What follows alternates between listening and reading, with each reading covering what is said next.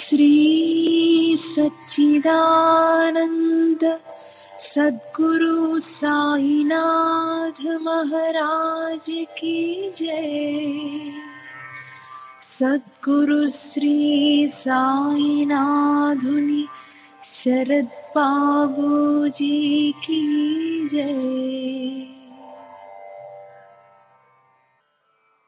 సాయి వంటి దైవంబు లేడోయి లేడోయి, ప్రజలందరి నోట సాయి నామం పలకాలి, సర్వత్రా సాయి రూపం రంజిల్లాలి, ముజ్జగాలు సాయి మహిమతో ముప్పిరిగొనాలి. సాయి పదరవళులు మన హృదయ కుహరంలోని నిశ్శబ్ద నిశీధిలో ప్రతిధ్వనించాలి. ప్రణవనాద వీచికల్లా సాయి జ్ఞాన సౌరభాలు సర్వత్రా వ్యాపించాలి. ఆ సుజ్ఞాన సౌరభాల ఆస్వాదనలో మన మనసులు మత్తెక్కాలి. సాయి ప్రేమామృత ధారలు అంతటా నిరంతరం వర్షించాలి. ఆ ప్రేమామృత ధారలలో తడుస్తూ, ఆ జ్ఞాన సౌరభాల మత్తులో ఆనందంగా నర్తిస్తూ సాయి వంటి దైవంబు లేడోయి లేడోయి అని అందరూ ఏకకంఠంతో గానం చేయాలి. అదే నా ఆశ, ఆశయం, ఆకాంక్ష. అదొక మధుర స్వప్నం. ఆ స్వప్న సాఫల్యం కోసం శ్రీ సాయినాథుని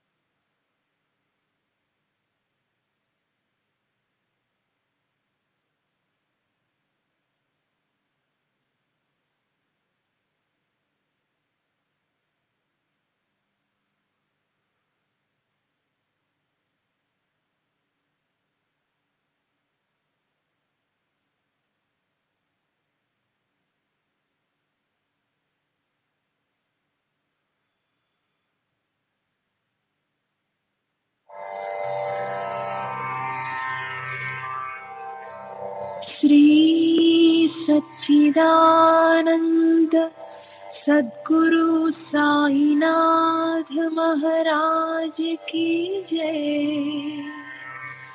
सद्गुरु श्री साईनाथुनि शरद बाबूजी की जय।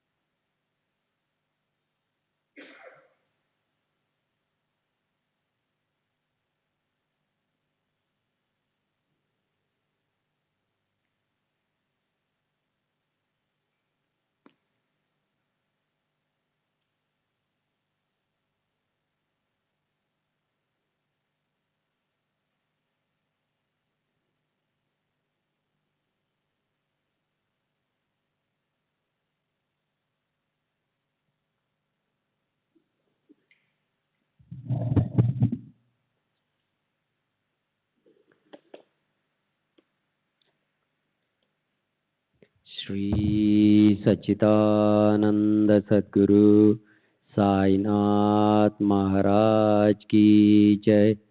सद्गुरु श्री साईनाथ शरद बाबूजी की जय। శ్రీ సాయి భక్త అనుభవ సంహిత నిన్నటి తరువాయి. ఎన్ఏ సావంత్. నా ఆరోగ్యం అలాగే ఉండటంతో నేను పోలీస్ హాస్పిటల్లో చేరాను.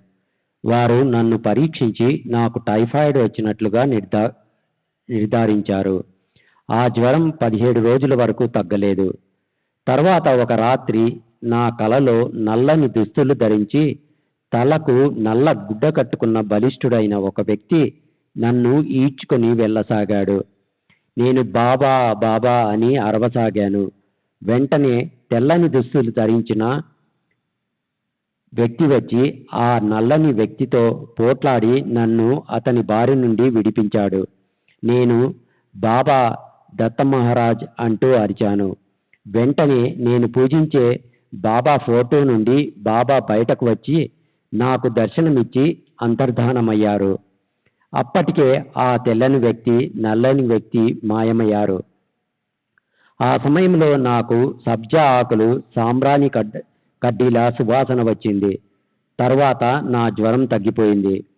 నేను అనారోగ్యంతో హాస్పిటల్లో ఉన్నప్పుడు గ్రామంలో ఉన్న మా అమ్మకు కలలో ఎవరో కనిపించి, భయపడకు, నేను నీ కొడుకును సెలవుపై క్షేమంగా ఇంటికి తీసుకువస్తాను అని హామీ ఇచ్చారు. ఈ కల వచ్చిన వారం రోజులకు నాకు 3 నెలల సెలవు దొరకటంతో నేను ఇంటికి వెళ్ళాను. జూలై 1929లో ప్రత్యేకమైన కేసుగా పరిగణిస్తూ నన్ను పరీక్ష నుండి మినహాయించి పర్మనెంట్ సబ్ ఇన్స్పెక్టర్గా నియమించారు. నా స్నేహితుడైన అబ్బా సావంత్ బొంబాయిలో పోలీస్ కానిస్టేబుల్గా పనిచేస్తూ మా ఇంటి సమీపంలోనే నివసిస్తూ ఉండేవాడు. అతను తన అనుభవాన్ని నాకు ఇలా చెప్పాడు. అతను కొత్త చీర కొని తన భార్యకు ఇచ్చాడు. ఆమెకు బాబాపై నమ్మకం లేదు.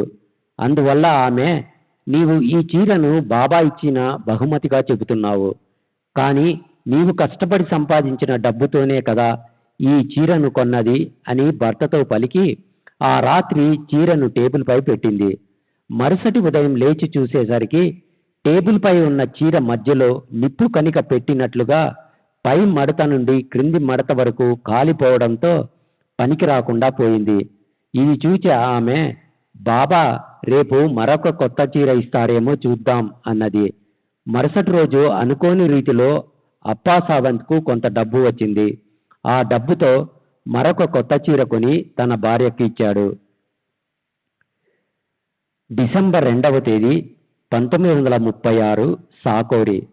శ్రీమతి కాశీబాయి హంసరాజ్, కీర్తిశేషులు హంసరాజ్ భార్య, వయస్సు సుమారు 45 సంవత్సరములు, వని, సాకోరి. 20 సంవత్సరాల క్రితం అంటే డిసెంబర్ మార్గశిర 1916 ప్రాంతంలో నేను నా భర్త షిరిడీకి వెళ్ళాము. అప్పటికి కొద్ది రోజుల ముందే రాధాకృష్ణ ఆయి మరణించింది. మేము షిరిడీలో 6 నెలలు ఉన్నాము. నాసిక్కు చెందిన నరసింగ మహారాజ్ నా భర్త దేహాన్ని దుష్టశక్తి ఒకటి ఆవహించిందని, అది మాకు సంతానం కలగకుండా చేస్తోందని చెప్పారు. మమ్మల్ని సిద్ధపురుషుడైన శ్రీ సాయిబాబాను దర్శించమని, వారు ఆ దుష్టశక్తిని 2 చెంప దెబ్బలతో తరిమివేస్తారని కూడా చెప్పారు. అందువల్ల మేము షిరిడీ వెళ్ళాము. బాబా నా భర్త చెంపను 2 మార్లు చెల్లుమనిపించి దుష్టశక్తి పో అన్నారు. అప్పటి నుండి మేము షిరిడీలోనే నివసించసాగాము. షిరిడీ రాకమునుపు నా భర్త రాత్రింబవళ్ళు తీవ్రమైన ఉబ్బస వ్యాధితో బాధపడేవారు.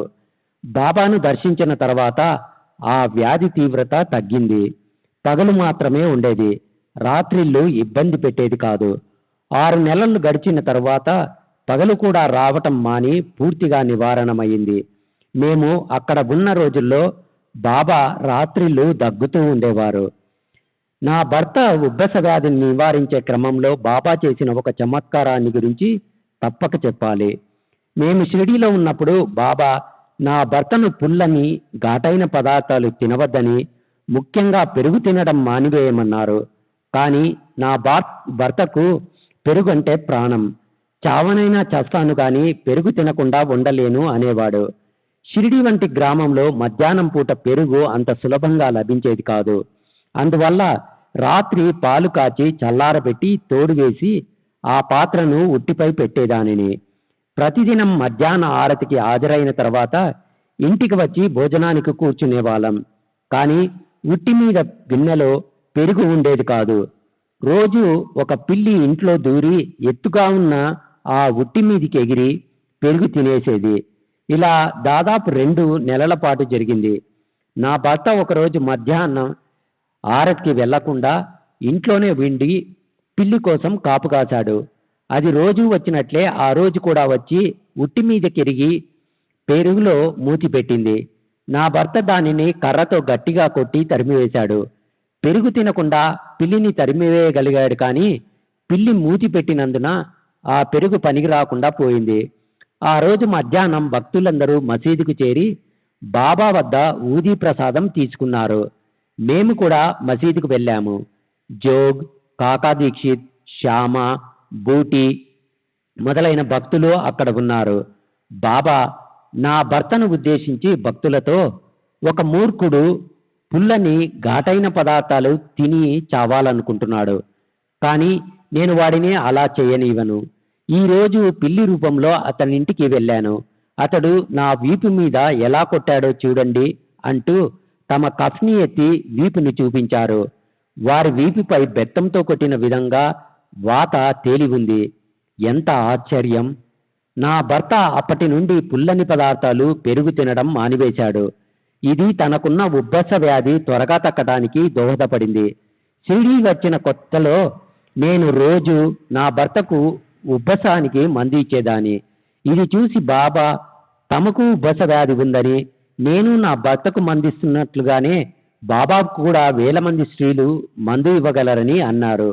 కానీ ప్రయోజనమేముంది? అల్లా మాలిక్ హై, భగవంతుడే యజమాని అన్నారు. అప్పటి నుండి నేను నా భర్తకు మందులు ఇవ్వటం మానివేశాను.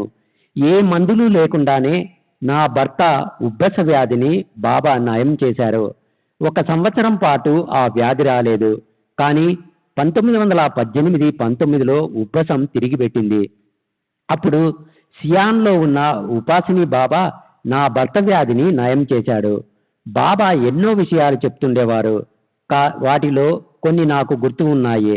అప్పటిదాకా షిరిడీలోనే ఉన్న బాబా హఠాత్తుగా ఇలా అనేవారు: నేనిప్పుడే కాశీ వెళ్ళి గంగా స్నానం చేసి వచ్చాను, తిరిగి ఇక్కడ స్నానం చేయడం ఎందుకు? నేనిప్పుడే కోల్హాపూర్ వెళ్ళి వచ్చాను, నేనిప్పుడే ఔదుంబర్వాడి వెళ్ళి వచ్చాను. బాబుసాబ్ జోగ్ కోరికపై బాబా అక్కల్కోట్ మహారాజుగా అతనికి దర్శనమిచ్చారట. ఈ విషయం నాకు జోగ్ స్వయంగా చెప్పాడు. శ్రీ సచ్చిదానంద సద్గురు సాయినాథ్ మహారాజ్ కీ జై. సద్గురు శ్రీ సాయినాథ్ నిశరద్ బాబూజీ కీ జై.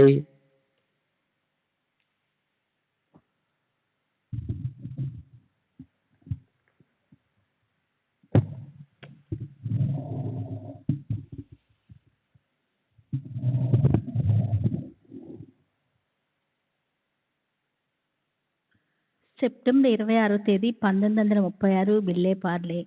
దినకర్రావు జైకరు, తండ్రి శ్యామారావు జైకరు, వయస్సు 28 సంవత్సరాలు, విల్లేపార్లే. నేను కొంతకాలం సాయిబాబా వద్ద ఉన్నాను. నేను ఒకసారి మసీదులో సాయిబాబా సన్నిధిలో ఉండగా పెద్ద తుఫాను వచ్చింది. పెనుగాలులు వీస్తూ కుండపోతుగా వర్షం కురవసాగింది. కొన్ని నిమిషాల తర్వాత బాబా మసీద్ అంచు నిలబడి, కొంచెం ఆగు, జరా తాంబా అను తుఫానును ఉద్దేశించి అన్నారు. వెంటనే తుఫాన్ తగ్గిపోయింది. డిసెంబర్ 2వ తేదీ 1936 షిరిడి.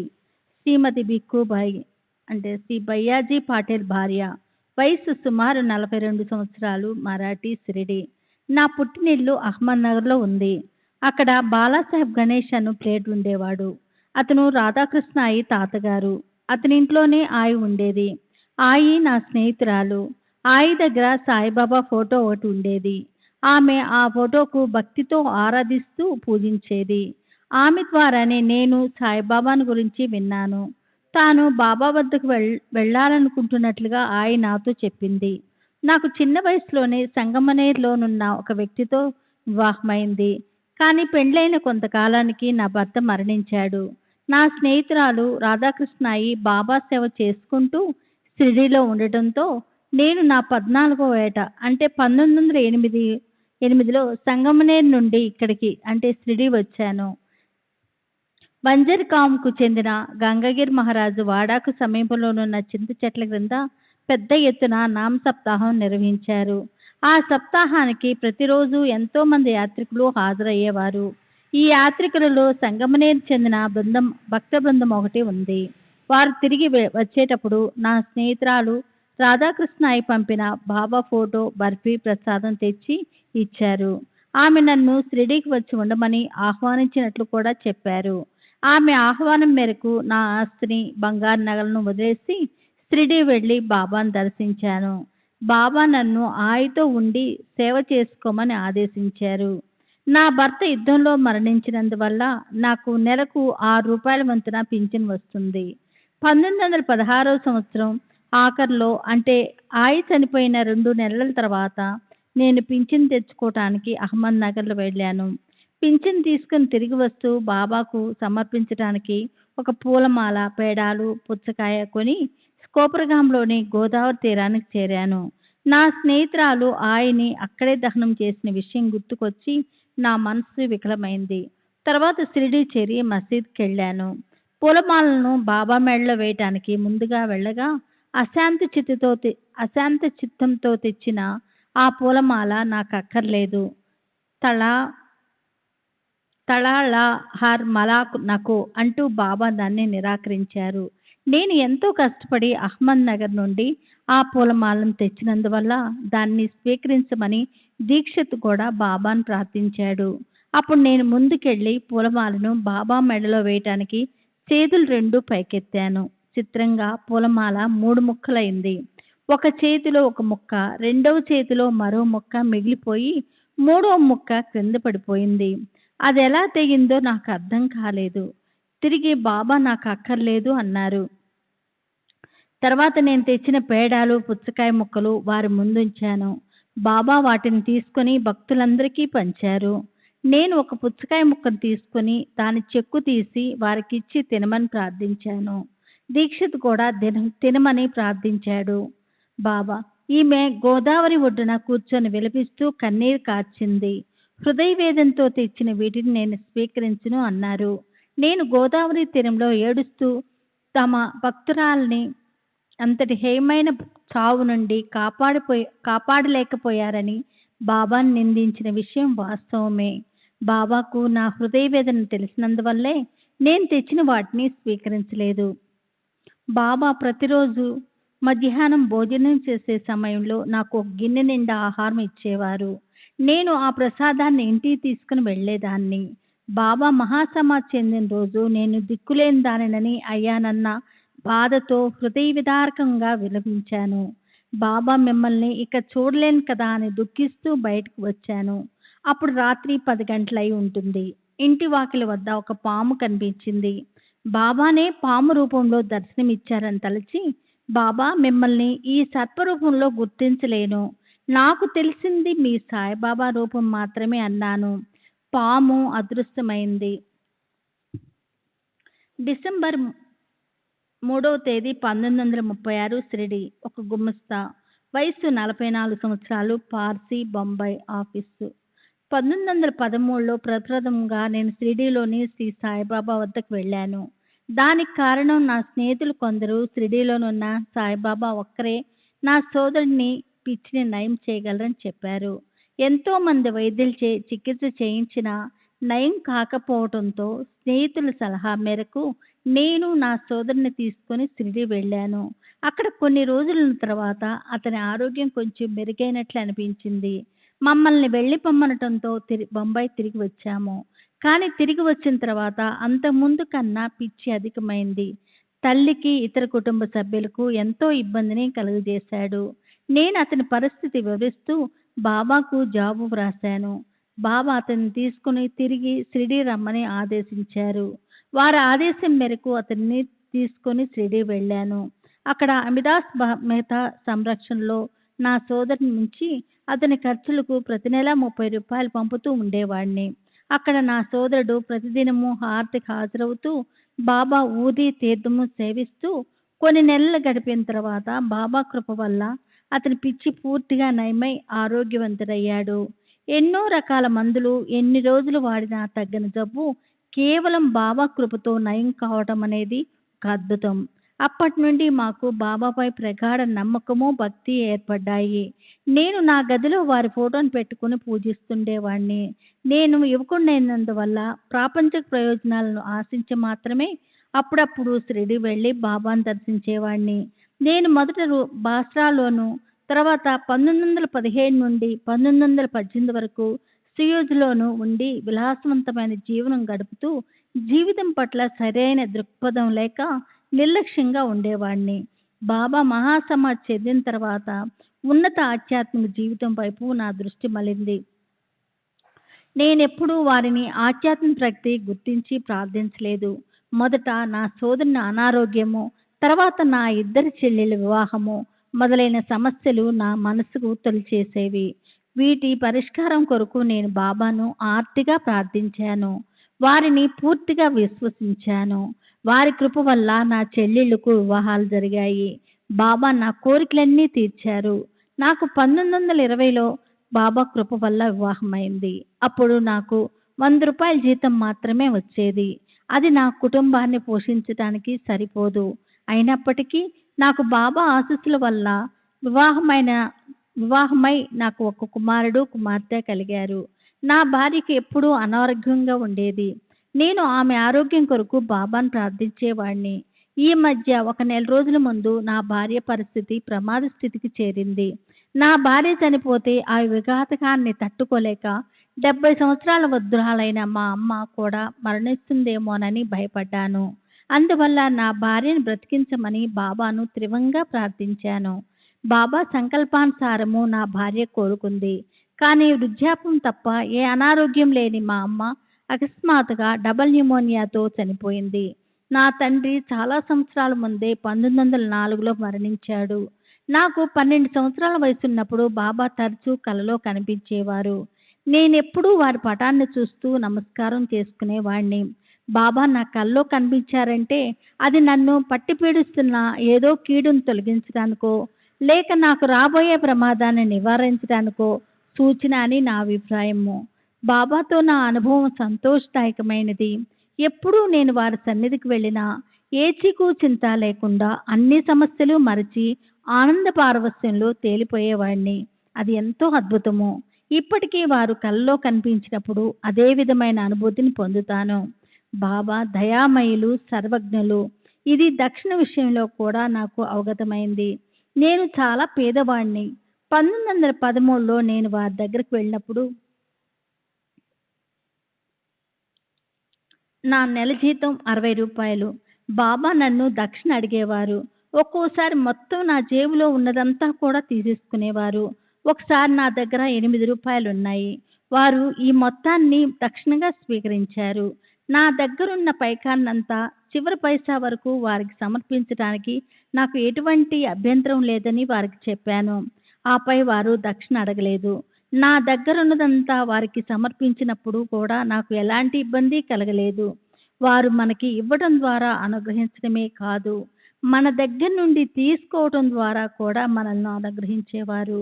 నేను బాబా వద్ద కొన్నిసార్లు మాత్రమే వెళ్ళి కొద్ది సమయం మాత్రమే గడిపినందున నాకు ఎలాంటి ఆధ్యాత్మిక అనుభవాలు లేవు. నేను ఈనాటి వరకు ఏ ఆధ్యాత్మిక గ్రంథాలు అంటే గాథలు మొదలైనవి చదవలేదు. పార్సీ పవిత్ర గ్రంథాలు అధ్యయనం చేసిన పండితులను బాబా ఎలా చేస్తారో నేను చెప్పలేను. మనం భగవంతుని గురించి తెలుసుకొని వారితో ఏకమవ్వాలి. ముందుగా మనకు సరైన ఆలోచన విధానం ఉంటే అది సత్ప్రవర్తనను అలవర్చి చివరకు భగవంతుని చేరేందుకు దోహదం చేస్తుంది. జోరాస్కర్ ప్రబోధించిన మతాన్నే పార్సీలు అనుసరించేవారు. పార్సీలు సూర్యుడు, సముద్రము, అగ్నిని దైవ స్వరూపులుగా భావించి వాటిలో దేని ముందైనా నిలబడి ప్రార్థిస్తారు. నాకు జోరాస్టరు పట్ల ఉన్న భక్తిభావం బాబాను కొలిచేందుకు అడ్డంకి కాలేదు. అప్పటికే పాదుకొని ఉన్న ఒక సాంప్రదాయంలో పురోహిత వర్గం యొక్క అలక్ష్యం వల్ల చేరిన ప్రక్షిప్తాలను జోరాస్కర్ తొలగించి సంస్కరించాడు. మనం బాబాను ప్రార్థించి వివిధ ప్రాపంచిక కోరికలు తీర్చుకుంటాము. ఈ విధంగా చేయటం సరైనది కాదని పార్సీ మతంలో కానీ మరే ఇతర మత గ్రంథాల్లో కానీ చెప్పబడిందేమో నాకు తెలియదు. శ్రీ సచిదానంద సద్గురు साईनाथ महाराज की जय। सद्गुरु श्री साईनाथ बाबूजी की जय। సెప్టెంబర్ 6వ తేదీ 1936 సోమనాథ్ శంకర్ దేశపాండే, పోలీస్ ఇన్స్పెక్టర్. తండ్రి శంకర్ ఉరఫ్ నానాసాహెబ్ నిమోన్కర్. వయసు 51 సంవత్సరములు. బ్రాహ్మణుడు. నెంబర్ 376, శనివారపేట, పూనా. నేను నానాసాహెబ్ నిమోన్కర్ కుమారుణ్ణి. మా స్వస్థలమైన నిమోన్ షిరిడీకి 20 మైళ్ళ దూరంలో ఉంది. నిమోన్ నుండి కోపర్గాం వెళ్ళాలన్నా, కోపర్గాం నుండి నిమోన్ వెళ్ళాలన్నా షిరిడీ మీదుగానే వెళ్ళాలి. నిమోన్లో మాకు చాలా భూములున్నాయి. షిరిడీలో మా బంధువులున్నారు. శ్యామా తండ్రి బలవంతరావు దేశపాండే నాకు తాతయ్య అవుతారు. ఆయనకు మా నాన్న అంటే అమిత ప్రేమ. బాబాను చూడాలని బలవంతరావు ఎప్పుడు మసీదుకి వెళ్ళినా దూరం నుంచే బాబా అతనిపై ఇటుకరాయి విసిరేవారు, లేదా విసురుతానని బెదిరించి తరిమి వేసేవారు. అలా బాబా జనులెవ్వరిని తమ మసీదులోనికి రానిచ్చేవారు కాదు.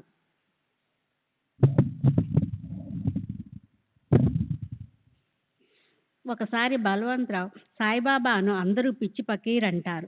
నాకు అదే సందేహంగా ఉంది.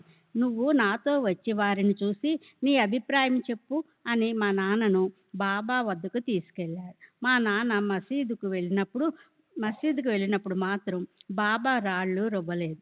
దాంతో వాళ్ళు బాబా దగ్గరికి వెళ్ళి దర్శించుకోగలిగారు. బాబాను చూడడంతోనే మా నాన్న హృదయము ఆయన పట్ల ఆకర్షితమైంది. ఇంటికి తిరిగి వచ్చేటప్పుడు మా నాన్న బలవంతరావుతో బాబా పిచ్చివాడు కాడని, గొప్ప మహనీయులని చెప్పాడు. ఇంతకు మునుపు బాబా వద్దకు వెళ్ళినప్పుడు వారు తనపై రాళ్ళు రువ్వేవారు కదా, మరి ఇప్పుడు ఎందుకు రువ్వలేదని బలవంతరావు ఆశ్చర్యపోయాడు. అందుకు మా నాన్న, నీవు బాబాను పిచ్చివారని సందేహించావు, అందుకే అలా జరిగింది. నేను ఇలా సందేహించలేదు అని చెప్పాడు. అప్పటి నుండి మా నాన్న ఏడాదికి 2 ఏళ్లకు ఒకసారి బాబాను దర్శించేవాడు. బాబాపై భక్తి శ్రద్ధలు పెరిగినారంభించిన తరువాత తరచుగా వారిని దర్శించుకునేందుకు వెళ్ళేవాడు. మా నాన్న సంగమనేరు గౌరవ మెజిస్ట్రేట్గా ఉన్నప్పుడు కలెక్టర్ పిఏగా పనిచేస్తున్న నానాసాహెబ్ చందోర్కర్ని కలిశాడు. చందోర్కర్ కూడా సాయిబాబాను ఆరాధించేవాడు. వారిరువురు బాబా గురించి మాట్లాడుకునేవారు. చందోర్కర్ మసీదును పునరుద్ధరించడానికి చందాలు వసూలు చేసినప్పుడు మా నాన్న కూడా తనకు చేతనైనంత చందా ఇవ్వడమే కాక మసీదు పునర్నిర్మాణ కార్యక్రమాలను పర్యవేక్షించేవాడు. బాబా పనివాళ్లను మసీదు మరమ్మత్తు పనులను చేయనిచ్చేవారు కాదు. ఆ పనులకు అడ్డుపడి చేసిన పనులు తారుమారు చేస్తుండేవారు. అందువలన చాలా కాలం పునాదులు కూడా వెయ్యలేకపోయారు. అందువల్ల బాబా చావడిలో నిద్రిస్తున్నప్పుడు మా నాన్న రాత్రిళ్ళు త్వరితగతిని పనులు చేయించేవాడు. బాబాకు మా నాన్నపై ఎంతో నమ్మకం ఉంది. అందుకే 1916-18 సంవత్సరాలలో మా నాన్న షిరిడీలో ఉన్నప్పుడు బాబా ఆయనను షరాబుగా అంటే బ్యాంకర్ చేశారు. బాబా తమకు వచ్చిన డబ్బును మా నాన్నకి ఇచ్చేవారు. ఇది చూసి మా నాన్నకు బాబా డబ్బు దానంగా ఇస్తున్నారని మాధవరావు కూడా పొరపాటు పడ్డారు. మా నాన్నకి ఎవరి వద్ద నుండి డబ్బు తీసుకోవాల్సిన అవసరం ఉండేది కాదు. ఎందుకంటే మాకు భూముల ద్వారా వచ్చే సంవత్సరం ఆదాయం 500 రూపాయల వరకు ఉండేది. మా నాన్న అవసరాలకు సరిపడా డబ్బు నేను పంపుతూ ఉండేవాడిని. అంతేకాకుండా మా నాన్న పకీరు డబ్బు ఎవరి చెంతా నిలవదు అని తరచుగా బాబా చెప్పే మాటలు జీర్ణించుకుని ఉన్నవాడు. ఎవరైనా ఈ పకీరు డబ్బు తింటే ఎప్పటికైనా చివరి పైసా వరకు కక్కవలసి ఉంటుంది. ఇటువంటి డబ్బు కానుకల కంటే శ్రేష్టమైన మా ప్రాపంచిక పరమార్థిక ఉన్నతినే మా నాన్న బాబా నుండి కోరుకుని వాటిని పొందేవారు. కనుక బాబా డబ్బులు బాబా ఖర్చులకే ఉపయోగించేవాడు. బాబా స్వయంగా మా నాన్నని పిలిచి భక్తులకు ప్రసాదం పంచడానికి బర్ఫీ తెప్పించమనో, దునిలోనికి పెద్ద మొత్తంలో కట్టెలు తెప్పించమనో ఆదేశిస్తూ ఉండేవారు. మా నాన్నను మేము కాకా అని పిలిచేవాళ్ళం. గ్రామస్తులు కూడా అలాగే పిలిచేవారు. దాంతో బాబా కూడా కాకా అని పిలిచేవారు. బాబా ద్వారా మా నాన్న ఆధ్యాత్మిక లబ్ధిని పొందారన్న దానికి నిదర్శనంగా ఈ క్రింది విషయము చెప్పగలను. మా నాన్న సంస్కృతంలో భాగవతాన్ని, ఇతర గ్రంథాలను పారాయణ చేయాలనుకున్నాడు. మా నాన్నకు సంస్కృతం రానందున చదవలేకపోయాడు. ఒకసారి బాబా ఆయనతో బాబా, నువ్వు ఎందుకు పారాయణ చేయవు? నిమోన్కరు: బాబా, నాకు సంస్కృతం రాదు. బాబా: అయినా పర్వాలేదు, ప్రారంభించు. ఈ మసీదు తల్లి నీకు తప్పక సంస్కృతం నేర్పుతుంది. క్రమముగా నువ్వే నేర్చుకుంటావు. బాబా మాటల మీద నమ్మకముతో మా నాన్న శ్రీమద్ భాగవతము దాని వ్యాఖ్యానము సంస్కృతంలో చదవటం మొదలుపెట్టాడు. అర్థము కాకపోయినా చదవటము కొనసాగించాడు. క్రమేణా మా నాన్నకు సంస్కృతం అర్థం కాసాగింది. అంతేకాదు, బాబా ఆదేశం మేరకు భగవద్గీత, జ్ఞానేశ్వరి కూడా పారాయణ చేయగలిగాడు. అవన్నీ అర్థం చేసుకోగలిగాడు. నిత్యము సంస్కృత ధ్యానం చేసే గొప్ప పండితులైన కాకాసాహెబ్ దీక్షిత్, జోగు మొదలైన వారి సందేహాలను మా నాన్న నివృత్తి చేసేవాడు. బాబా అనుగ్రహం వలనే మా నాన్న ఇంత చక్కగా అర్థం చేసుకోగలిగాడని వాళ్ళందరూ అన్నారు. కానీ బాబా ఒకసారి మా నాన్నతో, కాక మనం ఎందుకు ఇతరులకు విశదపరచాలి? అలా చేయడం వలన క్రమేణా మనలో అహం పెరుగుతుంది అని చెప్పి ఇతరులకు వివరించడాన్ని ఆపివేయమన్నారు. పూనాలో మా నాన్న నాతో గడిపిన చివరి 2 నెలల్లో ఆయన బాబా ద్వారా పొందిన కొద్దిపాటి ఆధ్యాత్మిక శక్తితోనే ఇతరుల కష్టాలను నివారించాడు. మా నాన్న పొందిన ప్రాపంచిక ఉన్నతి ద్వారా ఆయన ప్రజలలో ఎంతో పేరు ప్రఖ్యాతులు పొందాడు. అంతేకాకుండా మా కుటుంబ సభ్యులు అందరిపై కూడా సాయిబాబా కృప అపారంగా వర్షిస్తుండేది. మా నాన్న నా చిన్నతనం నుండి నన్ను బాబా దగ్గరికి తీసుకుని వెళ్తుండేవాడు. బాబా నన్ను సోమ్నియా అని ముద్దుగా పిలుస్తూ ఎంతో ప్రేమాభిమానాలతో చూసేవారు. బాబాకు నాపై ఉన్న ప్రేమ ఎటువంటిదో తెలియజేసే మరో సంఘటన మా నాన్న నాకు చెప్పాడు. ఇది నేను ఉద్యోగంలో చేరక మునుపు జరిగింది. బాబా మసీదులో కూర్చొని ఒక గుడ్డ సంచిలో కొన్ని నాణాలను బయటికి తీసి ఒక్కొక్క నాణాన్ని చేతిలోనికి తీసుకొని వేళ్లతో రుద్దుతూ కాకాచా, సోమాచా అంటూ ఉండేవారు. దీనిని బట్టి బాబా నన్ను తరచుగా తలుచుకునేవారని, అది నాకెంతో మంచిదని మా నాన్న చెప్పేవాడు. 1912లో నేను కోపరగాం సబ్ ఇన్స్పెక్టర్గా పనిచేసేవాడిని. షిరిడి నా అధికార పరిధిలో ఉండేది. నేను ప్రతి నెల జీతం తీసుకున్న వెంటనే ₹2 మనీ ఆర్డర్ ద్వారా బాబాకు పంపేవాడిని. ఇలా చేయమని మా నాన్న నన్ను ఆజ్ఞాపించారు. బహుశా ఇది వారి మొక్కై ఉండవచ్చు. ఇలా పంపడము మా నాన్న చనిపోయిన తర్వాత కొంతకాలం వరకు, అంటే 1920 వరకు కొనసాగించాను. నేను కోపరగాంలో ఉన్నప్పుడు ఒకసారి మా నాన్నతో కలిసి బాబాను దర్శించాను. బాబా నన్ను ₹10 దక్షిణ అడిగారు. నేను సమర్పించాను. అప్పుడు బాబా దక్షిణ అడగటంలో నాకు ఎటువంటి ప్రత్యేకత కనిపించలేదు. 6 నెలల తరువాత బాబా నన్ను దక్షిణ అడిగిన రోజు నుండి నా జీతము ₹10 పెంచినట్లు ఉత్తర్వులు వచ్చాయి. తరువాత 1912లో నాకు కోపరగాం నుండి పూనాకు బదిలీ అయ్యింది. బాబా మా యోగక్షేమాలకు బాధ్యత వహించి ఉన్నారని తెలిపే సంఘటనలు ఎన్నో ఉన్నాయి. మా నాన్న జీవితంలో చివరి 3 సంవత్సరాలలో బాబా ఆయనను కాపాడిన వైన్యము ముఖ్యమైనది. 1916లో నా భార్య గర్భవతిగా ఉన్నప్పుడు ఆమెకు సహాయంగా ఉండేందుకు మా అమ్మా నాన్నను రమ్మని కబురు పెట్టాను. వాళ్ళు నిమోన్ నుండి పూనాకు బయలుదేరారు. అప్పుడు బాబా త్వరలోనే సమాధి చెందబోతున్నారనే వదంతులు వ్యాపించాయి. అందువల్ల మొదట వాళ్ళు షిరిడీ వెళ్ళి బాబాను దర్శించారు.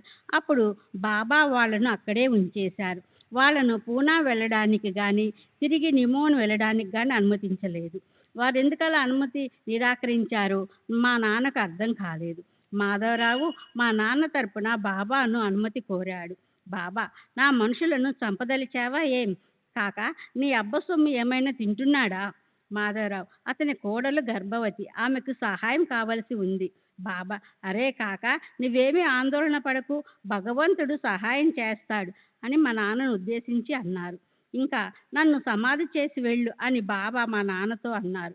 మా నాన్నను షిరిడీలో నిలిపివేసినప్పుడు వారు గుడ్డతో తమ చేతికి కట్టు కట్టుకున్నారు. ఈ కట్టును 3 సంవత్సరాల వరకు విప్పకుండా ఉంచుకొని వారు సమాధి చెందడానికి 4 రోజుల ముందు మాత్రమే విప్పారు.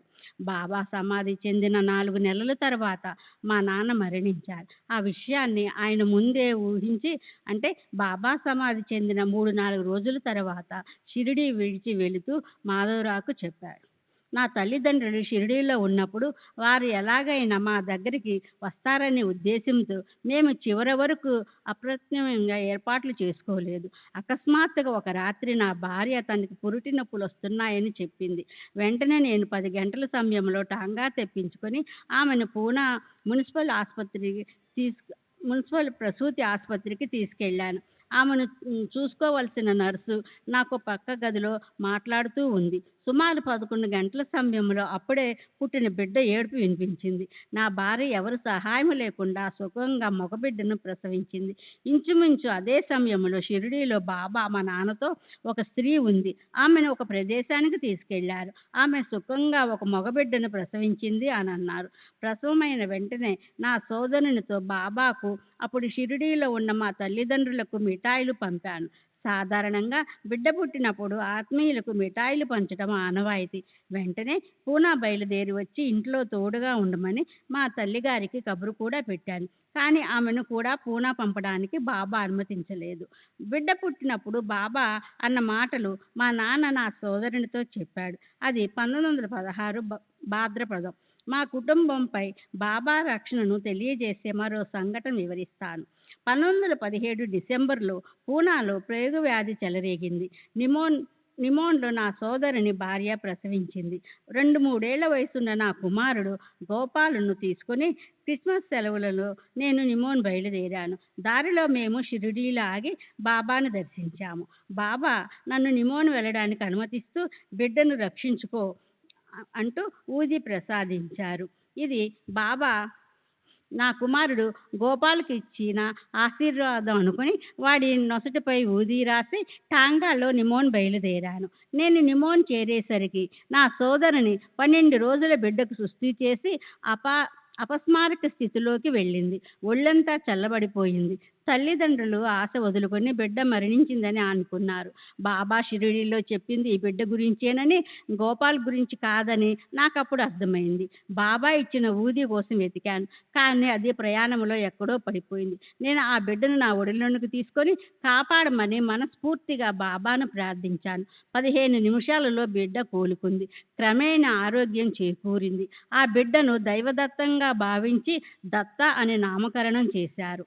నేను షిరిడి నుండి పూనా తిరిగి వెళ్దామనుకున్న సమయంలో పూనాలో ప్రబలి ఉన్న ప్లేగు ఇంకా తగ్గలేదు.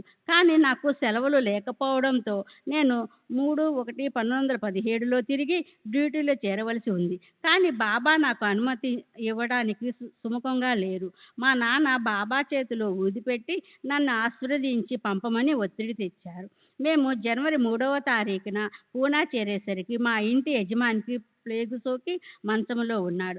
4వ తారీఖున నా భార్య కూడా ప్లేగు సోకింది. నేను పిల్లలు ఎక్కడికి వెళ్ళలేక అక్కడే ఉండిపోయాము. బాబా నా భార్యను కాక మమ్మల్ని అందరినీ కూడా కాపాడారు. వారి కృప వలన నా భార్య కోలుకుంది. కానీ ఆమె కంటి చూపు పోయింది. మేము ఊరి వదిలి ఆరోగ్య శిబిరానికి తరలి వెళ్ళడం మంచిదనిపించింది. ఆ విషయం బాబా ముందుంచాము. వారి ఇల్లు ఎందుకు విడిచిపెట్టడం అని అనుమతించలేదు. మేము వారి ఆదేశాన్ని పాటించి క్షేమముగా ఉన్నాము. నా భార్యకు ఆరోగ్యం బాగోలేనప్పుడు కూడా మా నాన్నను పునరమ్మని అభ్యర్థించాము. మా నాన్న బాబా అనుమతి కోరాడు. ఈసారి కూడా నన్ను సమాధి చేసిన తర్వాతే వెళ్ళు అని అన్నారు బాబా. 1917 మార్చిలోనే ఏప్రిల్లోనో నేను తీవ్ర ఆరోగ్యానికి గురయ్యాను. బహుశా అది ప్లేగు కానీ టైఫాయిడ్ కానీ అయి ఉండవచ్చును. మా నాన్నను రమ్మని తిరిగి జాబు రాశాను. కానీ బాబా అప్పుడు కూడా మా నాన్నకు అనుమతి ఇవ్వలేదు. కానీ బాబా మా నాన్నతో ఎందుకు ఆందోళన పడుతున్నావు? నీ స్నోమియా త్వరలోనే కోలుకొని మనల్ని చూడటానికి ఇక్కడికి వస్తాడు అని అన్నారు. నా జ్వరం 21 రోజుల దాకా తగ్గలేదు. ఆ సమయంలో కేవలము నీరు మాత్రమే తీసుకోగలిగాను. తర్వాత క్రమేణా కోలుకున్నాను. నేను నా ఆరోగ్యము మెరుగుపడటానికి 2-3 నెలలు సెలవు పెట్టి నా కుటుంబంతో ముందు బేలాపూర్ వెళ్ళాను. అక్కడ నాకు భక్తి మార్గాన్ని చూపి మంత్రోపదేశం చేసిన గురువు విద్యానంద స్వామి సమాధి ఉంది. ఆ సమాధి చెంత కొన్ని రోజులు గడిపాను. అయినా నా ఆరోగ్యంలో పెద్దగా మార్పేమి రాలేదు. చాలా బలహీనంగా ఉన్నాను. అక్కడికి మా అమ్మ వచ్చి మమ్మల్ని షిరిడీకి తీసుకువెళ్ళింది. అప్పుడు బాబా నాకు ప్రతిదినము కొంత కిచిడీ పెట్టమని ఆదేశించారు. మా అమ్మ అలాగే చేసింది. నేను షిరిడీలో నెల రోజులు గడిపిన తర్వాత నా ఆరోగ్యం కుదుటపడింది. శ్రీ సచ్చిదానంద సద్గురు साईनाथ महाराज की जय। सद्गुरु श्री साईनाथ शरण बाबूजी की जय।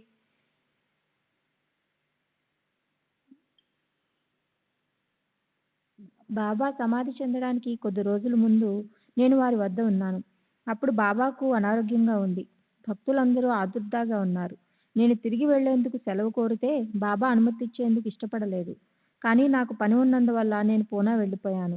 బాబా సమాధి చెందిన 3 రోజుల తర్వాత మా నాన్న షిరిడీ నుండి నిమోన్కి వెళ్ళి అక్కడి నుండి అహ్మద్ నగర్ వెళ్ళాడు. అప్పుడు నాకు పార్శ్వపు నొప్పి వచ్చింది. మా నాన్నకు కబురు పెట్టాను. నా కోరిక మేరకు పూనా వచ్చారు. అప్పటి నుండి మరణించే వరకు 2 నెలలు నా దగ్గరే ఉన్నారు. ఆ చివరి రోజుల్లో నిరంతరం బాబా ధ్యాసలోనే గడిపేవారు. ఆయన దగ్గరకు వచ్చిన వారందరినీ సాయిబాబాగా చూసేవారు. మా నాన్న మొదటి నుండి రామభక్తుడు. నిజానికి బాబాకు రామునికి తేడా లేదు. మా నాన్న శ్రీరామ్ అని పలికి తన తుది శ్వాస విడిచారు. బాబా సశరీరులై ఉండగా వారికి 4 రోజులు సేవ చేసుకునే భాగ్యం నాకు దక్కింది. ఒకసారి మా నాన్న సాక్ష్యం చెప్పడానికి అహ్మద్ నగర్ వెళ్ళి అక్కడ 4 రోజులు ఉండవలసి వచ్చింది.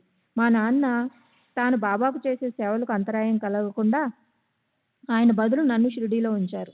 కానీ ఒక తేడా ఉంది. మా నాన్న వృద్ధుడు కాబట్టి కూర్చునే సేవ చేసేవాడు. నేను యువకుడిని కాబట్టి నిలబడి సేవ చేసేవాడిని. ఇది చాలా శారీరక శ్రమతో కూడుకున్నది. రోజంతా బాబాకు అందుబాటులో ఉంటూ వారి ఆజ్ఞలు పాలిస్తూ వారు విశ్రమించే వరకు వారి పనులన్నీ చేయడం చిన్న విషయం ఏమీ కాదు. ఆ రోజుల్లో బాబా నాకు ఒక దివ్య దర్శనాన్ని ప్రసాదించారు. ఒకసారి నేను మసీదులో ఉన్నాను. బాబా తమ గద్దెపై కూర్చుని ఉన్నారు. శ్యామ మెట్ల దగ్గర కూర్చుని ఉన్నాడు. అప్పుడు బాబా నాకు మారుతిగా సాక్షాత్కరించారు. అకస్మాత్తుగా బాబా శరీరం మాయమై అక్కడ మారుతి రూపం దర్శనమైంది. ఆ రూపానికి తోక ఉన్నదో లేదో మాత్రం నేను గమనించలేదు. నేను మాధవరావుతో అదిగో చూడండి బాబా మారుతిగా దర్శనమిస్తున్నారు అన్నాను. నిస్సందేహంగా బాబా రామభక్తులే. చావడి ఉత్సవం అప్పుడు బాబా మారుతి ఆలయం ఎదురుగా నిలబడి ఏదో ఉచ్చరిస్తూ 15-20 సార్లు తమ చేతిని మారుతి వైపు ఊపేవారు. నేను బాబా సమక్షంలో ఉన్నప్పుడు నా స్వాభావికమైన ప్రాపంచిక ఆలోచనలు మాయమై సరికొత్త ఆలోచనలు కలిగేవి. దీర్ఘకాలం మా నాన్న బాబా సన్నిధిలో గడిపినందువల్ల ఆయన సమర్థత, స్వభావం ఎంతో పరిణితి చెందాయి. బాబాతో మా నాన్నకు ఉన్నంత సాన్నిహిత్యం నాకు లేదు. 1918 నవంబర్లో మా నాన్న అహ్మద్ నగర్లో ఉండగా నాకు పార్శ్వపు నొప్పి వచ్చింది. అది నేను అపెండిసైటిస్ అనుకున్నాను. దాంతో నా ఉత్తరం అందుకుని మా నాన్న పూనా వచ్చి నాతో ఉన్నారు. ఆయన నాకు ఊది రాశారు. ఆ మరుసటి రోజు నుండి నొప్పి మాయమైంది. నా సోదరుడు నాతో ఉన్నాడు. అతనికి క్షయరోగ లక్షణాలు కనిపించాయి. మా నాన్న అతనికి బాబా ఊది తీర్థము ఇచ్చాడు. అతను కోలుకున్నాడు. నా సోదరుని కుమారుడైన దత్తునికి తలంతా దురదలొచ్చాయి. ఇది కూడా మా నాన్న ఊది ఇవ్వడంతో నయమైంది. మా నాన్న ఆచార వ్యవహారాలలో ఎంతో నిష్ఠాగరిష్ఠుడుగా ఉండేవాడు. బాబా మా నాన్న ఆచారాన్ని గౌరవించి అందుకు విరుద్ధమైన ఏ ప్రసాదాన్ని ఆయనకు ఇచ్చేవారు కాదు. బాబాకు ఒక పాదంలో మత్స్యము, రెండో పాదంలో ధనుస్సు గుర్తులు ఉండడం నేను స్పష్టంగా చూశాను. ఇలాంటి గుర్తులు గొప్ప మహాత్ములకు మాత్రమే ఉంటాయి. మాధవరావు దేశపాండే, మార్చి 9వ తేదీ 1938, దీక్షిత్వాడ, షిరిడి. మాధవరావు దేశపాండే ఉరఫ్ శ్యామ. వయసు సుమారు 80 సంవత్సరాలు. బ్రాహ్మణుడు. ఉపాసిని బాబా మొదట షిరిడి వచ్చినప్పుడు దీక్షిత్వాడలో బస చేసేవాడు. ఆయన అప్పటికి అనారోగ్యంతోనే ఉన్నాడు. నేను చనిపోయాను అని నిద్రలో కలవరిస్తూ ఉండేవాడు. తనకు సహాయపడవలసిందిగా బాబాను అర్థించమని నన్ను కోరాడు. నేను బాబా దగ్గరికి వెళ్ళి ఉపాసిని శాస్త్రి మరణ భయంతో ఉన్నాడని చెప్పాను. అప్పుడు బాబా, ఈ జాగా షిరిడి మరణించేందుకు కాదు, తరించేందుకే ఉంది. మరణ్కు నై తరణ్కు హై ఏ జాగా అన్నారు. ఉపాసిని అందరిలాగే నేను ఒక గూఢచారిగా భావించాను. కానీ తాను గూఢచారిని కానని ఆయన నాకు భరోసా ఇచ్చాడు. మొదట ఉపాసిని వచ్చినప్పుడు బాబా ఆయనను షిరిడీలోనే ఉండమన్నారు. లేదా 8 రోజుల కల్లా తిరిగి రమ్మన్నారు. కానీ ఉపాసిని దానికి అంగీకరించలేదు. ధూలే షిరిడీకి చాలా దూరంలో ఉన్నదంటూ మరేవో కారణాలు చెప్పాడు. చివరికి ఆయన దీక్షిత్వాడలో 2 సంవత్సరాలు 3 నెలలు నివసించాడు. ఆయన రెండవసారి షిరిడీ వచ్చిన 15 రోజుల తర్వాత బాబా ఆయనను ఖండోబాలయంలో 4 సంవత్సరాల పాటు ఉండమన్నారు. 4 సంవత్సరాల తర్వాత ఖండోబా అనుగ్రహం లభిస్తుందని చెప్పారు. వాడలోని క్రింది అంతస్తులో జిఎస్ కపర్డే చేసే పారాయణ కార్యక్రమంలో ఉపాసిని శాస్త్రి తదితరులు పాల్గొనేవారు. ఉపాసిని శాస్త్రి ఖండోబా ఆలయంలో నివసించేటప్పుడు రాత్రిళ్ళు వాడాలోని పై అంతస్తులో ఎక్కువ సమయం మాట్లాడుతూ గడిపేవాడు. బాబా నాకన్నా 4 సంవత్సరాలు చిన్నవాడినని చెప్పారు. కానీ వయస్సులో నాకన్నా పెద్దవారిగా కనిపించేవారు. అది ఈ జన్మకు సంబంధించింది అయి ఉండదు.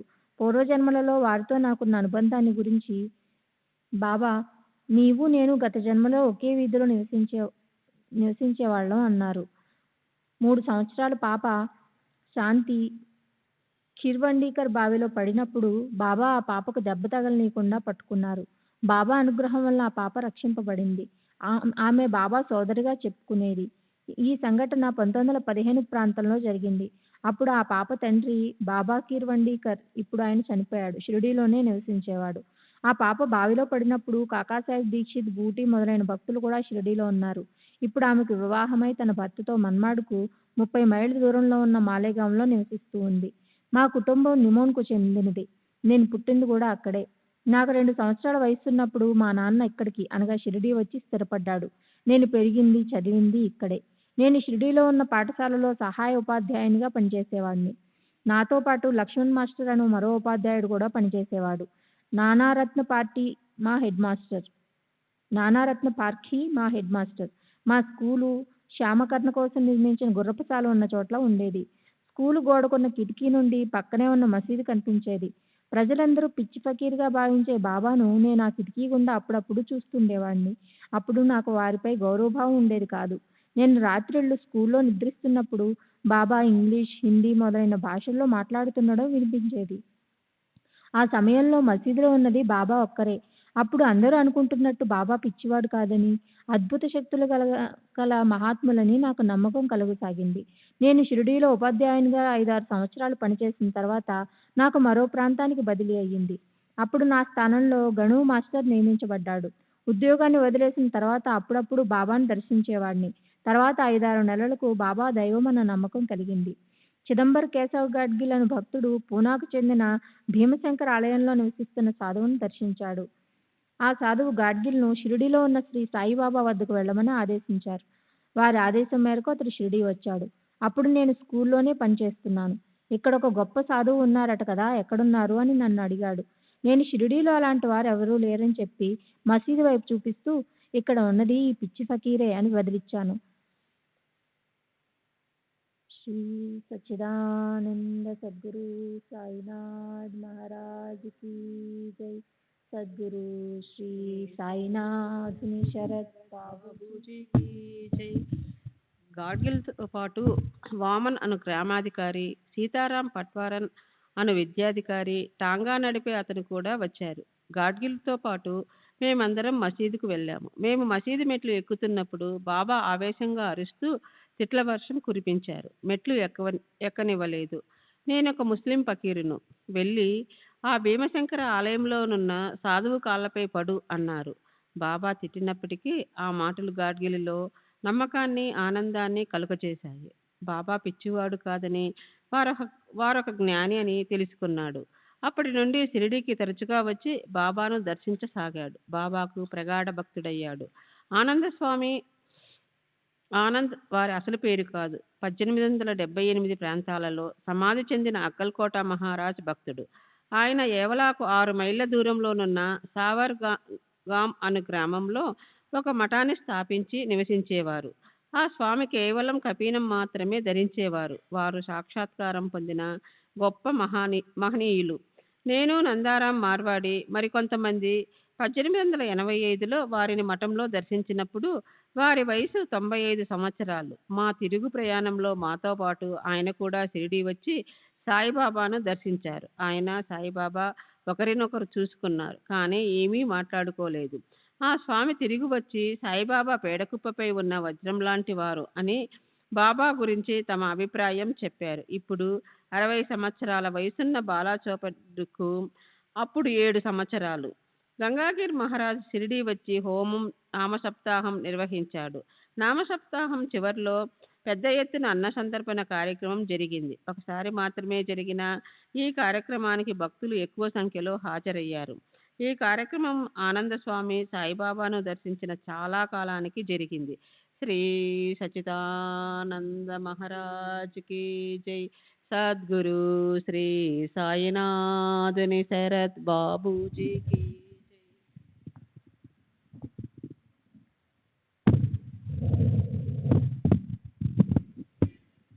బాబా చేసిన ఒక వింత కొనుగోలు విషయం చెప్పి తీరాలి. ఒక వ్యక్తి వద్ద చాలా మేకలు ఉన్నాయి. ఒక్కొక్క మేక ఖరీదు సుమారు 4 రూపాయలు ఉంటుంది.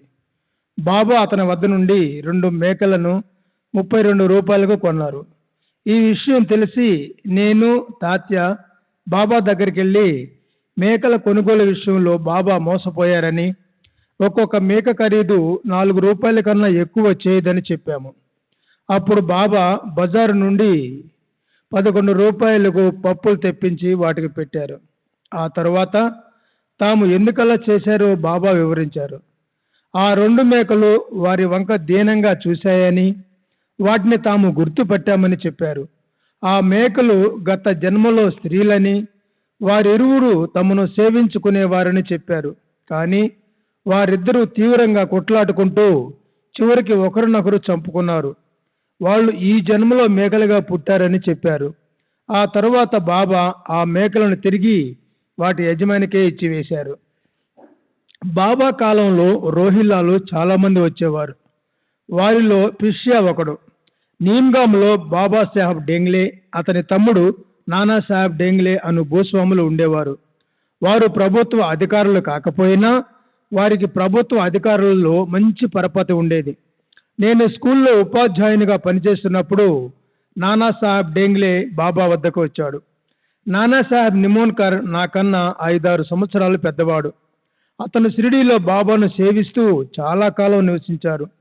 ఒకసారి పూనాలోనున్న అతని కొడుకు కోడలకు ప్లేగు సోకింది. నిమోన్కర్ అతని భార్య పూనా వెళ్ళడానికి బాబాను అనుమతి కోరారు. కానీ బాబా అనుమతించలేదు. నిమోన్కర్ భార్య దుఃఖించింది. అప్పుడు బాబా ఆమెతో, ఎందుకు దుఃఖిస్తున్నావు? నీ కుమారుడు 15 రోజుల్లో ఇక్కడికి వస్తాడు అని ఓదార్చారు. బాబా చెప్పినట్లుగా వారిద్దరికీ ప్లేగు వ్యాధి నయమైంది. ఆమె కుమారుడు 15 రోజుల్లో షిరిడీ వచ్చాడు. ఇక జీవించడం అసంభవం అనుకున్న ఎందరో భక్తులను మృత్యుముఖం నుండి బాబా రక్షించారు. సమర్థ రామదాస్ కూడా మరణగండం నుండి తమ భక్తుని విడిపించారు. ఒక భక్తుడు మృత్యుముఖంలో ఉన్నప్పుడు రామదాసు ఆ భక్తుని తమ చెంతనే కూర్చుని గట్టిగా తమ పాదాలు పట్టుకొని ఉండమని ఆదేశించారు. ఆ భక్తుడు అట్లాగే రామదాసు పాదాలు పట్టుకొని వదలలేదు. మృత్యు సమయం దాటిపోయింది. మృత్యువు ఆ భక్తుని చెంతకు రాకుండా రామదాసు ఆపి కాపాడారు. నానావళి చనిపోయే నాటికి 70 సంవత్సరాల వృద్ధుడు. బాబా నానావళిని ప్రోత్సహిస్తూ కులుప్ లగా దియా, కిల్లి తేరే పాస్ హాయ్, మేరేకు దగా నహీ దేనా, మై దగా నహీ దూంగా అన్నారు. అతను యశ్వంతరావుకు నాసిక్కు చెందిన దేవ్ మామల్తదారు గురు బంధువు. నానావళి గొప్ప విరాగి, సాక్షాత్కారం పొందినవాడు. అతను పందిపెంటను తినేవాడు. తేళ్లను, కప్పను, బెండకులి, ఎలుకలను నోటిలో ఉంచుకునేవాడు. ఒకసారి బాబాపై ఎలుకను ఉమ్మాడు కూడా. అతను జంధ్యం వేసుకునేవాడు కాదు. బాబా మహాసమాధి చెందిన రోజు నేను వెళ్ళిపోతాను అని చెప్పి కొద్ది రోజులకే అతడు మరణించాడు. సెప్టెంబర్ 26వ తేదీ 1936. శ్రీ కొలంబో ఓరఫ్ డివి సంభారే, వయసు 57 సంవత్సరములు, గౌడ్, సారస్వత్. బాబా మసీదులో చిలుం పీస్తూ తమ దగ్గర కూర్చుని ఉన్న భక్తులకు ఇస్తున్నారు. అప్పుడు నేను బాబాకు కొంచెం దూరంగా మెట్ల దగ్గర కూర్చుని ఉన్నాను. నాకు బీడీలు తాగే అలవాటు ఉంది. నాకు ఒకసారి చిలుం పీల్చాలన్న కోరిక కలిగింది. ఆ ఆలోచన వచ్చినంతనే తడువుగా, బాబా, అరే అబ్బాయి ఇలారా, ఎందుకంత దూరంగా కూర్చున్నావు? దగ్గరికి రా, వచ్చి చిలుం పీల్చు. అరే పోరా ఇక్కడి లాంబా కలాశా బస్లా, జపల్యే చిలుం ఘే అని పిలిచి చిలుం చేతికిచ్చారు. నేను వారితో కలిసి చిలుం పీల్చాను. నా కోరిక తెలుసుకొని నాకు చిలుం ఇచ్చినందుకు వారికి సర్వజ్ఞతకు, కరుణకు నేను ఎంతో ఆనందించాను. పొగ పీల్చే అలవాటు కాక నాకు హానికరమైన త్రాగుడు అలవాటు కూడా ఉంది. 1-2-1917 తేదీన నాకు ఒక కల వచ్చింది. కలలో బాబా నా ఛాతీపై కూర్చొని, ఒరేయ్ ఏం చేస్తున్నావు, పోరా కాయ కర్తో అంటూ గద్దిస్తూ నా ఛాతీపై ఒత్తిడి పెంచి నేను త్రాగుడు మానివేస్తానని చెప్పిన దాకా ఛాతీపై నుండి లేవలేదు. మరుసటి రోజు నుండి త్రాగుడుకు పూర్తిగా మానివేశాను. నాకు 15-2-1917 తేదీన ఒక కఠిన పరీక్ష ఎదురైంది. మా ఆఫీసు మేనేజరు వారి పిల్లలకు వీడ్కోలు ఇచ్చే సందర్భంగా ఒక విందు ఏర్పాటు చేసి నన్ను కూడా ఆహ్వానించాడు. మా మేనేజరు గ్లాసులో విస్కీ సోడా పోసిచ్చి త్రాగమని నన్ను ఒత్తిడి చేశాడు. అటువంటి వాతావరణంలో బాబా ప్రస్తావన తీసుకుని రావటం ఇష్టం లేక డాక్టరు నన్ను మద్యం మానివేయమన్నాడని చెప్పాను.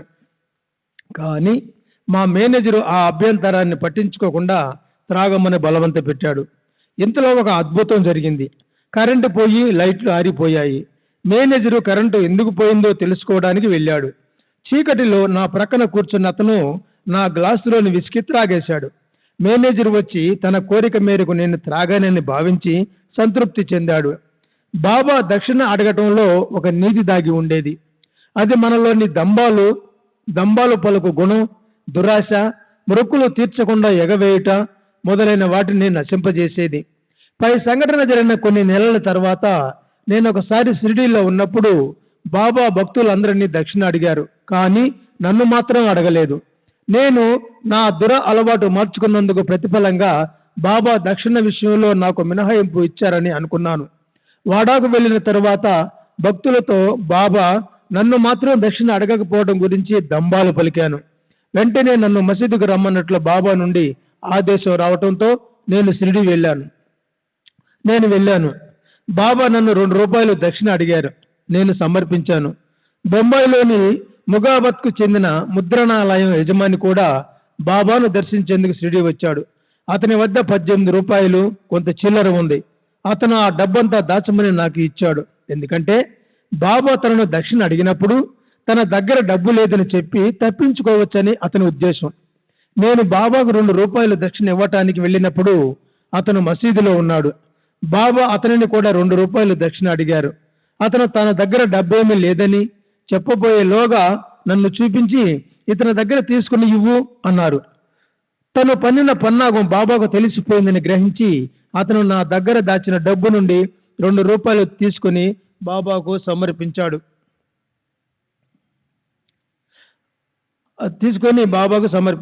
తను పన్నిన పన్నాగం బాబాకు తెలిసిపోయిందని గ్రహించి అతను నా దగ్గర దాచిన డబ్బు నుండి 2 రూపాయలు తీసుకుని బాబాకు సమర్పించాడు. ఈ సంఘటన బాబా మహాసమాధికి చెందిన కొన్ని రోజుల ముందు జరిగింది. బాబా సమాధి చెందడానికి కొన్ని రోజుల ముందు మేము షిరిడీలో ఉన్నాము. మేము ఇంటికి వెళ్లేందుకు అనుమతి కోసం వారి దగ్గరికి వెళ్ళాము. వారు సమాధి చెందబోతున్నారనే విషయం మాకు అప్పటికి తెలియదు. వారు, మీరు బొంబాయి నుండి వస్తున్నారు కదా, మీరు నా మాటలు వింటూనే ఉండాలి, నేను మీ మాటలు వింటూ ఉంటాను, కానీ మీరు వెళ్ళిపోతున్నారు, సరే వెళ్ళండి, మీరు రేపు మధ్యాహ్నానికి చేరుకుంటారు అని అన్నారు. ఆ మాటలు అనేటప్పుడు వారిలో కొద్దిగా సంశయం కలిగింది. సాయంత్రం వారి సెలవు తీసుకొని మేము కోపురగాంలో రాత్రి రైలు ఎక్కాము. మామూలుగానే ఉదయం 7:30-8 గంటలకల్లా బొంబాయి అంటే మన్మాడ్ మీదుగా చేరుతామనుకున్నాము. కానీ అది మన్మాడ్ చేరేసరికి రైలు ఇంజిన్లో సాంకేతిక లోపం ఏదో కనిపించిందని, కనుక సుమారు 4 గంటలు ఆలస్యం అవుతుందని తెలిసింది. బాబా చెప్పినట్లే జరిగింది. మేము బొంబాయి చేరేటప్పటికి మధ్యాహ్నం 12 గంటలయ్యింది. ఆ తర్వాత కొద్ది రోజులకే బాబా మహాసమాధి చెందారు. మాకు సెలవు ఇచ్చే సమయంలో బాబా ఎందుకు సంశయించారో మాకు అప్పుడు అర్థమైంది. అది మేము వారిని చివరగా దర్శించుకుంది. 14 సంవత్సరాల క్రితం నాకు ఒక కల వచ్చింది. కలలో బాబా కనపడి, అబ్బాయి, నీవు నన్ను నీ గురువుగా ఇతరులు చెప్పుకుంటున్నావు, నేను నీకు ఎప్పుడైనా ఉపదేశం చేశానా అని అడిగారు. తర్వాత నన్ను చేతులు కట్టుకొని రమ్మని ఆదేశించారు.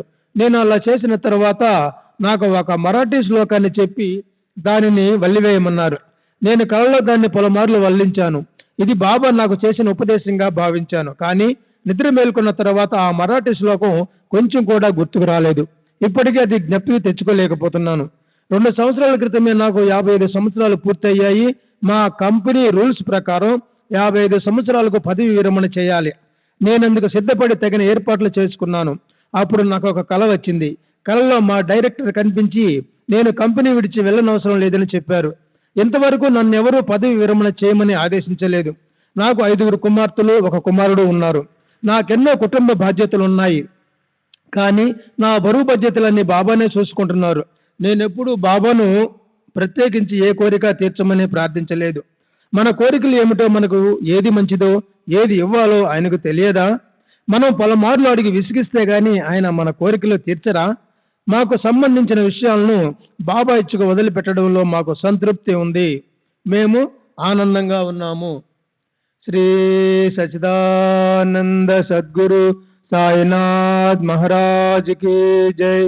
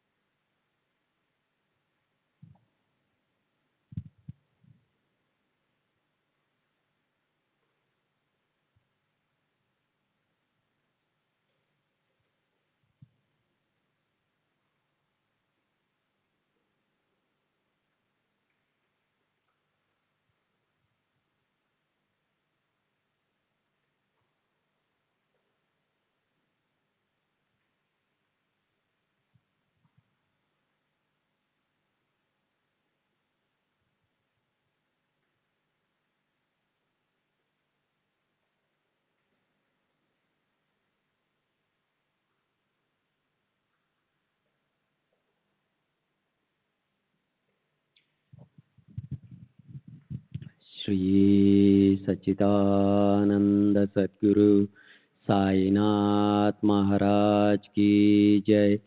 सद्गुरु श्री साईनाथ निचरत बाबूजी की जय.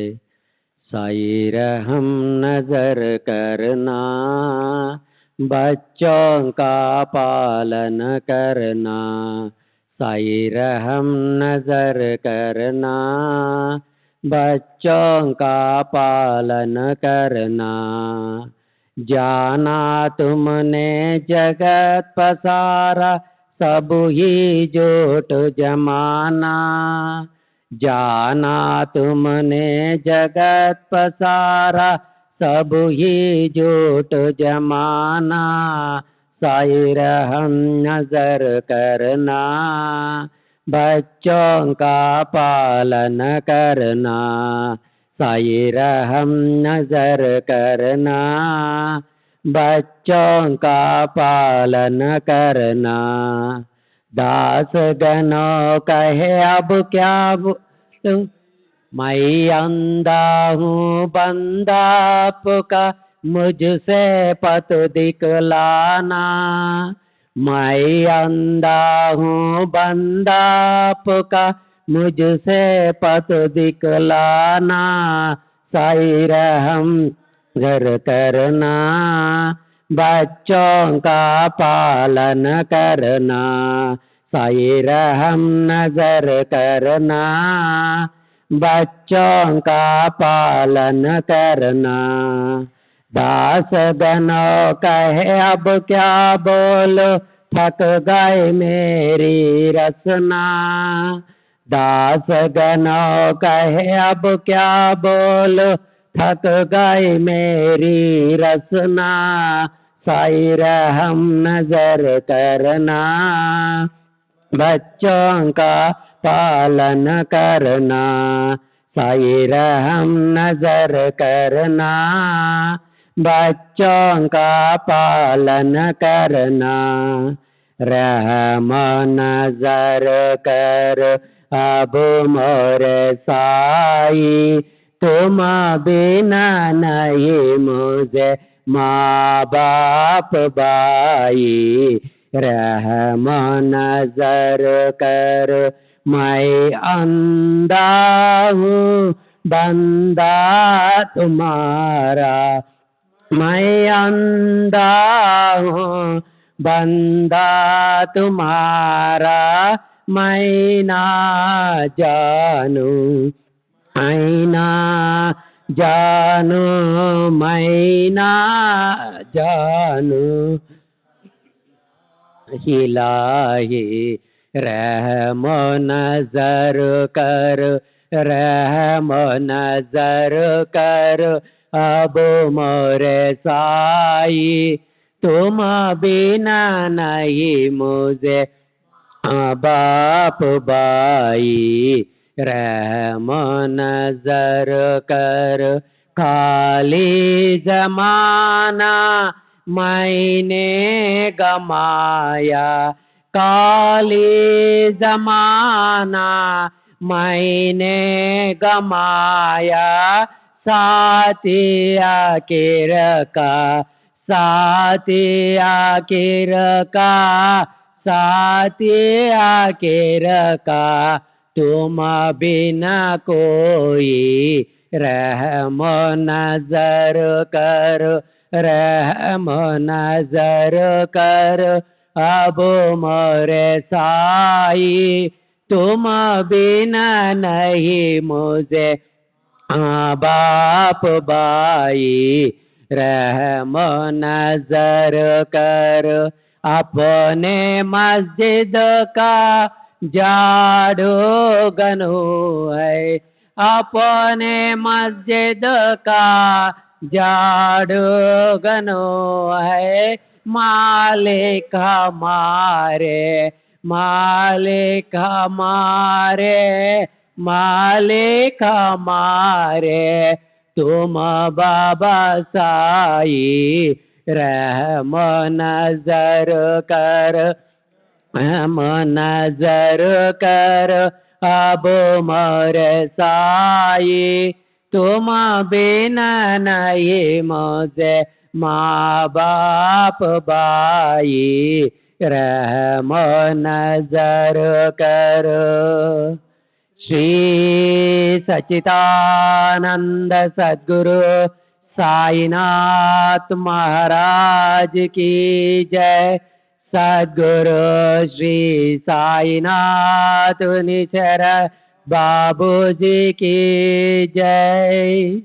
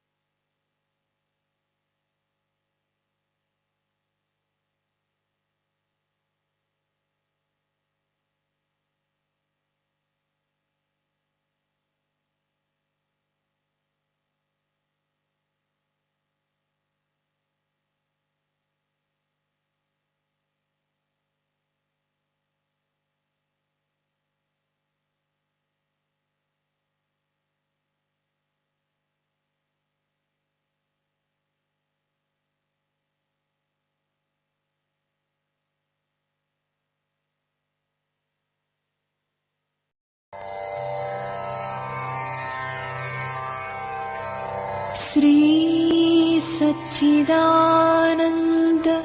सद्गुरु साईनाथ महाराज की जय। सद्गुरु श्री साईनाथुनि शरद बाबूजी की जय।